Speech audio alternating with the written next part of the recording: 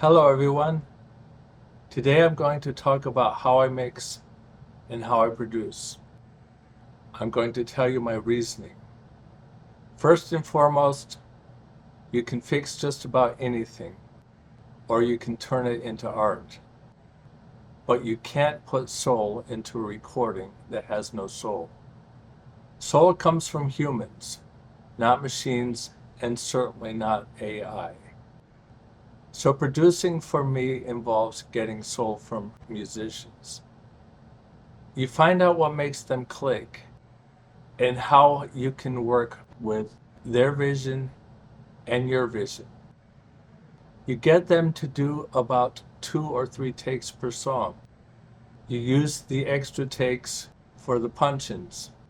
It generally doesn't make sense to do more than 3 takes. I find that recording requires continuity. You're constantly playing off of what you played before. If you simply punch in, you might not get that, and the track might sound pieced together. Of course, if the track is pieced together correctly, it won't sound pieced together. Imperfections in a recording make it sound human. You ask yourself if it works, or how you can make it work. I think that's the essence of art.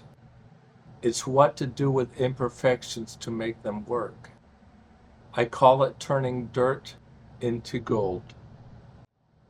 When I mix, I place the minimum amount of conditions on my mixes. I don't think in terms of how each instrument should sound. You work with what you have, rather than manipulate it into something else. You risk losing the essence of your recording when you do that. Every mic and every instrument has a characteristic sound.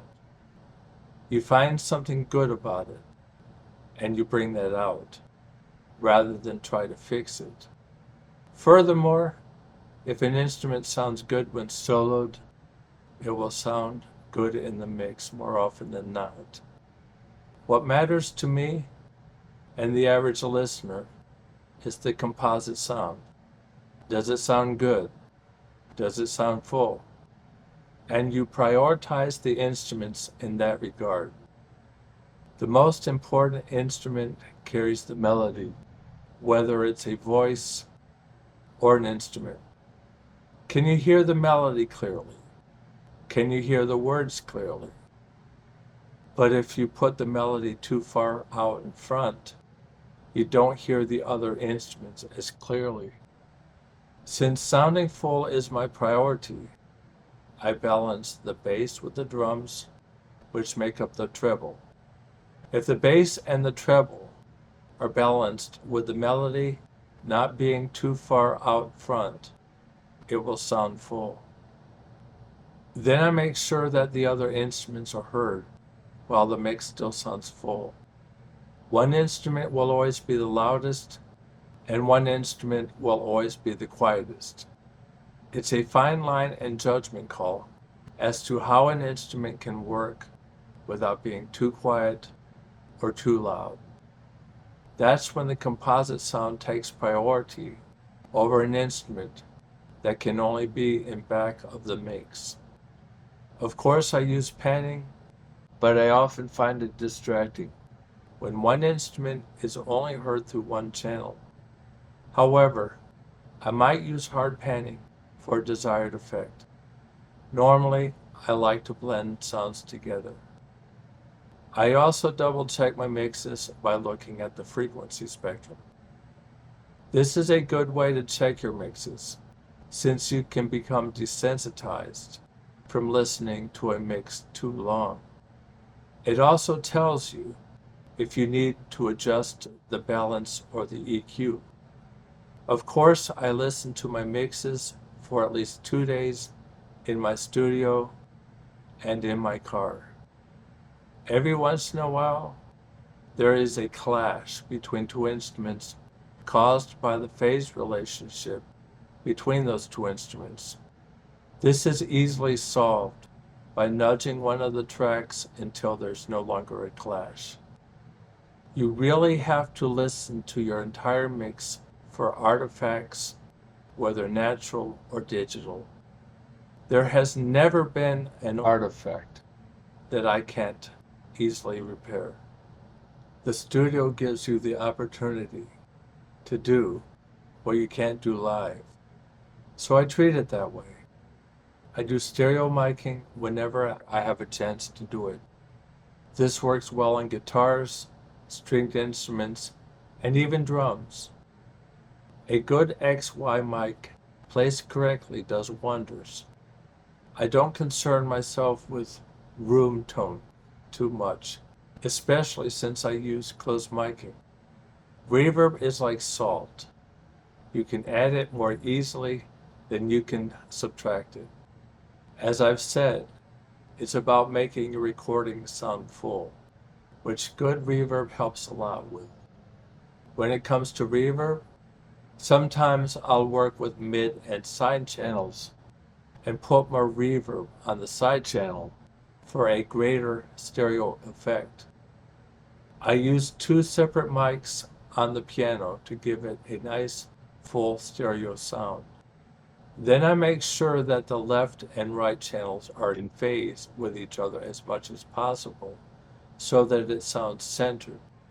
I don't concern myself too much with mono compatibility except as a check to make sure that there aren't any blurring phase issues.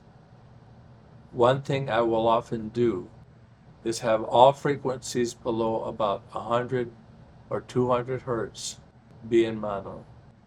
This is important when mastering for vinyl. And speaking of mastering, I don't like to use loudness above -16 decibel loudness units full scale. That's LUFS. And I like peaks to be about -2 decibels.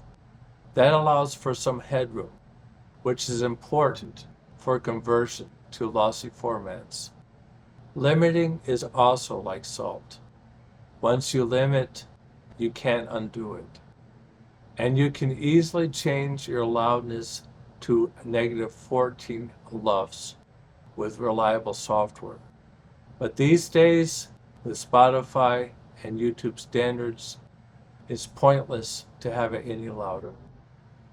As far as sample rates, 44,100 Hertz works just fine for most purposes. There's almost no audio equipment that can pick up sounds beyond the Nyquist frequency of 22,050 Hertz. You'll put unnecessary strain on your hardware by insisting on ridiculous sampling rates. The whole question is whether your processors use oversampling or other means to keep your audio intact. The bit depth of 24 is plenty sufficient as well. It will preserve the dynamic relationship between any two samples, with quantization noise being completely imperceptible. If clipping is a concern, or you're doing something fancy, you could use 32-bit float, which allows you to go above the clipping threshold with a greater dynamic range. And if you're doing a lot of audio manipulation, then you can consider working with higher sampling rates.